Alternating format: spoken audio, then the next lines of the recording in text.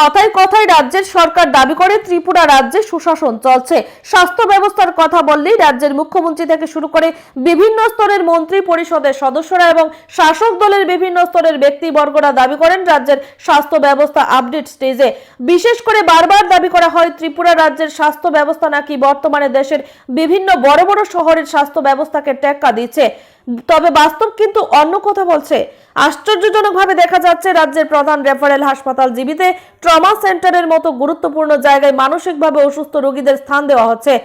স্বাভাবিকভাবে বোঝা যায় স্বাস্থ্য ব্যবস্থার চেহারাটা কতটা কঙ্কালচার হলে পরে ট্রমা সেন্টারের মতো গুরুত্বপূর্ণ ক্ষেত্র নিয়ে ছেলেখেলা করতে পারে বর্তমান স্বাস্থ্য দপ্তর।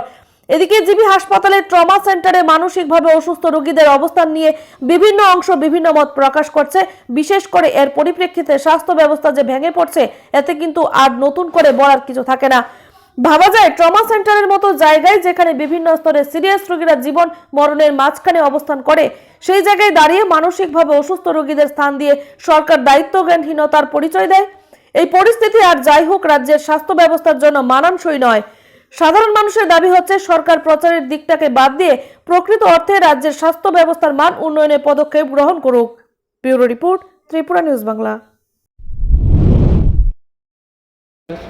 আমি শনিবার আইছি রুগী এখন মানে চট্টগ্রাম রুগীর গাঁও পালা পুরাটা পেশি করে মানে যে দেখায় যে কখনো পালা বোতল পালা পেশেন্টের ওষুধ মানে রাত্রে ঘুমাইতে পারে না তার বা মানে বস্তু মানে থাকতে পারতো না, ঘুম চোখে লাগলে সবাই উঠতে পারে।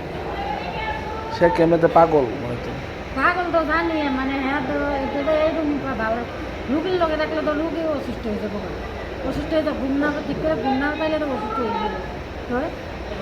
তো এই যে বেডগুলি খালি কারণটা কি? বেডগুলো কিছু ছুটি দিয়েছে আর এখন তো গেছে একজন কিতাবগুলো কাগজ থাকতে পারে না।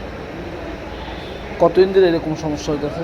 আমি শনিবার আইয়ে দেখছিলাম, হ্যাঁ শনিবার আইছি, শনিবার আইয়ে দিয়ে এখন আরো দুইজন হাসপাতালে ভালো হয়ে গেছে এখন মানে হ্যাঁ থামে চার না মানে হ্যাঁ থেকে বেশি হয়ে গেছে। আপনিও কি যাবেন এখান থেকে? আমি কইছিলাম না থেকে আমি কেমন থাকবে, পাগল হয়ে গেছে। কি চান এখন আপনি? আমি তো বালা খানা আমার রুগীর করানো লাগে মানে পাগল লোক থাকলে তো আমার ব্রেনের রুগী আরও সুস্থ হয়ে যেতে পারে। কোনখান থেকে আইছেন? হ্যাঁ কাঞ্চনমালা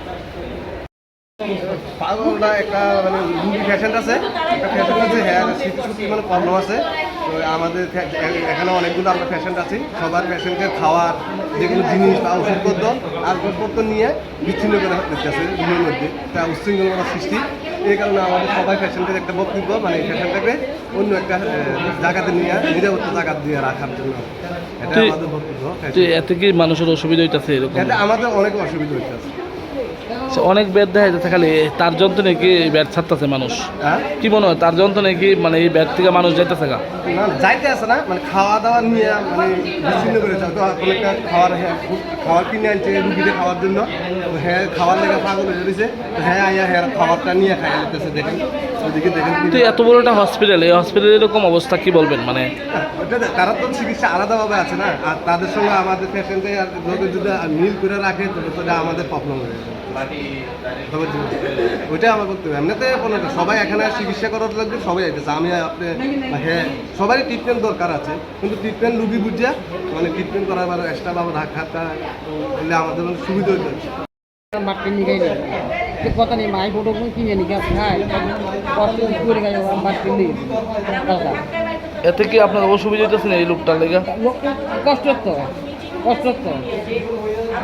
ওতে ওতে একজনে কিছু খাইতে না লই যাবি খেতে না লই যাবি কথা নেই।